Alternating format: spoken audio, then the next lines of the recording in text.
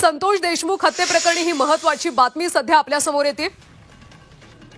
संतोष देशमुख हत्या प्रकरणी ही महत्त्वाची बातमी आपण पाहूयात। सर्व आरोपी एका सीसीटीव्ही चित्रित झाल्याचं पाहायला मिळतंय। देशमुख हत्येपूर्वीचा सीसीटीव्ही आता झी24 तासच्या हाती लागलाय। सर्व आरोपी यामध्ये एका ठिकाणी पाहायला मिळतात। संतोष देशमुख हत्येपूर्वीचा हा सीसीटीव्ही सध्या पाहायला मिळतोय। वाल्मिक कराडसह इतर सगळे आरोपी या सीसीटीव्ही मध्ये पाहायला मिळतात। सर्व आरोपी एका सीसीटीव्ही चित्रित झालेत। देशमुख हत्येपूर्वीचा सीसीटीव्ही हा आता झी24 तासच्या हाती लागलाय। 29 नोव्हेंबरला विष्णू चाटे याच्या कार्यालयात बैठक झाली होती आणि त्याच दिवशी खंडणी मागण्यात आली होती। दरम्यान आता एक सीसीटीव्ही समोर आला आणि या सीसीटीव्ही मध्ये सगळे आरोपी एकाच ठिकाणी पाहायला मिळतात। वाल्मिक कराड आणि इतर सगळे आरोपी या सीसीटीव्हीत पाहायला मिळतात। सविस्तर माहिती घेऊयात आमचे प्रतिनिधी विशाल करोळे यांच्याकडून। विशाल, हा नेमका किती तारखेचा सीसीटीव्ही आहे ज्यामध्ये सगळे आरोपी एकत्र दिसतात?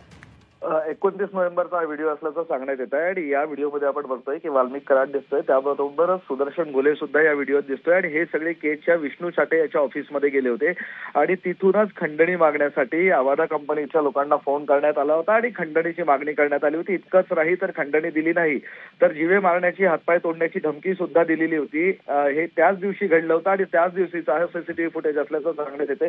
त्यामुळे कुठेतरी वाल्मिक कराड, सुदर्शन घुले, विष्णू चाटे हे सगळे एकमेकांशी संबंधित आहे आणि फक्त खंडणीच्याच गुन्ह्यात नाही तर खुनाचा कटही या ठिकाणूनच रचला होता, इथंच सुरुवात झाली होती, अशा पद्धतीची माहिती आपल्याला मिळते। त्या दृष्टीने आता या सगळ्या तपास यंत्रणेचा तपास सुरू आहे। महत्त्वाचं म्हणजे या फ्रेममध्ये खुनाच्या आणि खंडणीच्या गुन्ह्यात जी सगळे आरोपी आहेत ते एकत्र आपल्याला दिसतंय आणि इथून ही सगळे लोकांनी मिटिंग केली आणि त्यानंतरच हा सगळा कट शिजला की काय, अशा पद्धतीची आता सगळी चौकशी करण्याची मागणी होत आहे। आपण बघतोय की वाल्मिक कराड स्वतः तिथे जातोय, सोबतच विष्णू चाटे सुद्धा त्याच्या ऑफिसमध्ये बसला असल्याची माहिती मिळते आणि सुदर्शन घुले जो खुनाच्या गुन्ह्यातील मुख्य आरोपी आहे तो सुद्धा वाल्मिक कराडच्या मागे चालत असल्याचं आपल्याला दिसतंय। ही सगळी लोक केज इथं जे विष्णू चाटेचं ऑफिस आहे तिथं गेले होते, सोबतच इतरही काही आरोपी आहे जे खंडणीच्या गुन्ह्यातले आरोपी आहे आणि हे सगळे इथं असल्याचं सांगण्यात येते आणि त्या दृष्टीने आता चौकशी करण्याची गरज आहे। जी विशाल, हा व्हिडिओ पोलिसांना कधी मिळाला आणि त्या दृष्टीने आता नेमका तपास कसा केला जातो? हा व्हिडिओ सीआयडीला मिळाला अशी आपल्याला प्राथमिक माहिती मिळते आणि त्यानुसार सुद्धा हा सगळा तपास सुरू आहे। 23 तारखेला म्हणजे उद्याच या सगळ्या घटनेवर सुनावणी आहे। खंडणीच्या आणि खुनाच्या गुन्ह्यात एसआयटी कोठडी वाल्मिकला मिळालेली आहे।